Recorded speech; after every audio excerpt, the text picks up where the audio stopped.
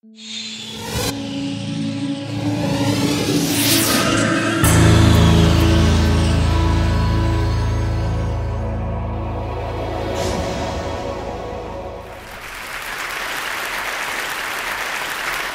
been intrigued by this question of whether we could evolve or develop a sixth sense, a sense that would give us seamless access and easy access to meta-information or information that may exist somewhere that may be relevant to help us make the right decision about whatever it is that we're coming across.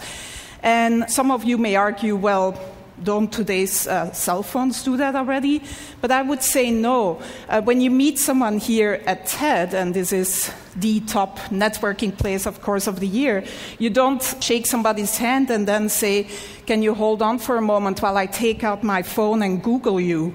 Or when you go to the supermarket and you're standing there in that huge aisle of different types of toilet papers, you don't take out your cell phone and open a browser and go to a website to try to decide which of these different toilet papers is the most ecologically responsible purchase to make. So we don't really have easy access to all this relevant information that can just help us make optimal decisions about what to do next and what actions to take. And so my research group at the Media Lab has been developing a series of inventions to give us access to this information in a sort of easy way without requiring that the user changes any of their behavior. And I'm here to unveil our latest effort and most successful effort so far, which is still very much a work in process. I'm actually wearing the device right now, and we've sort of cobbled it together with components that are off the shelf, and that, by the way, only cost $350 at this point in time. I'm wearing a camera, just a simple webcam, a portable battery-powered projection system with a little mirror. These components communicate to my cell phone in my pocket, which acts as the communication and computation device. And in the video here, we see my student Pranav Mistry, who's really the genius who's been implementing and designing this whole system. And we see how this system lets him walk up to any surface and start using his hands to interact with the information that is projected in front of him. The system tracks the 4 significant fingers. In this case, he's wearing simple marker caps that you may recognize. But if you want a more stylish version, you could also paint your nails in different colors. And the camera basically tracks these 4 fingers and recognizes any gestures that he's making, so he can just go to, for example, a map of Long Beach, zoom in and out, etc. The system also recognizes iconic gestures, such as the take a picture gesture, and then takes a picture of whatever is in front of you. And when he then walks back to the Media Lab, he can just go up to any wall and project all the pictures that he's taken, sort through them and organize them and resize them, etc. Again, using all natural gestures. So some of you most likely were here 2 years ago and saw the demo by Jeff Hahn, or some of you may think, well, doesn't this look like the Microsoft Surface table? And yes, you also interact using natural gestures, both hands, etc.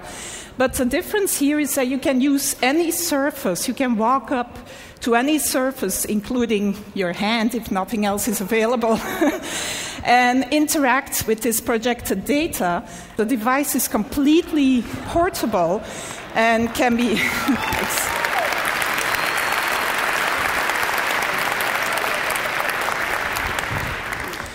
So one important difference is that it's totally mobile. Another even more important difference is that in mass production, this would not cost more tomorrow than today's cell phones, and would actually not sort of be a bigger package and could look a lot more stylish than this version that I'm wearing around my neck.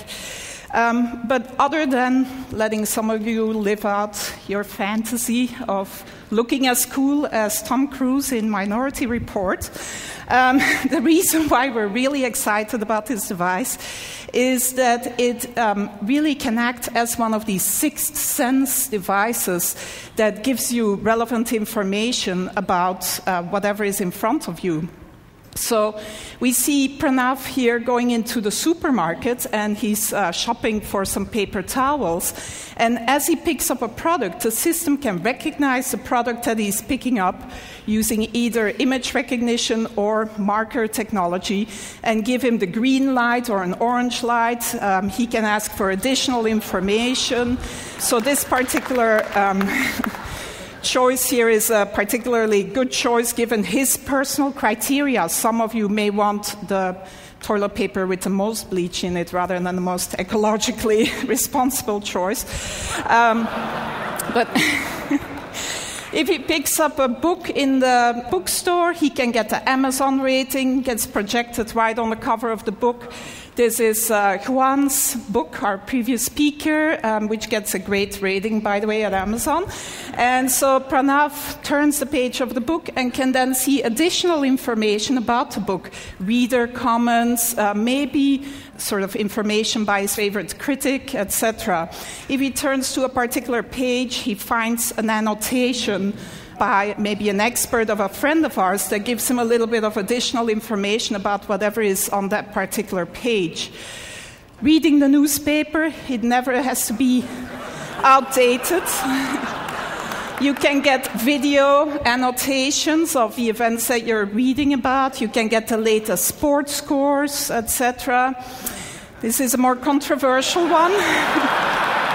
As you interact with someone at TED, maybe, you can see a word cloud of the tags, the words that are associated with that person in their blog and personal web pages. In this case, the student is interested in cameras, etc. On your way to the airport, if you pick up your boarding pass, it can tell you that your flight is delayed, that the gate has changed, etc. And if you need to know what the current time is, it's as simple as drawing a watch on your arm.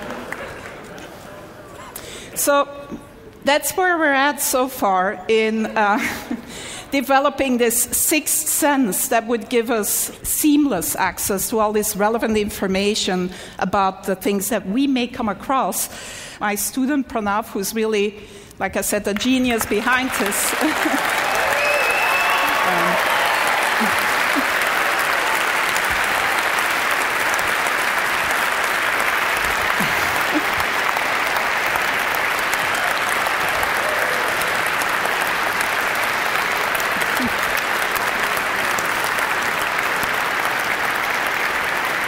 He does deserve a lot of applause because I don't think he's slept much in the last 3 months, actually. And his girlfriend is probably not very happy about him either.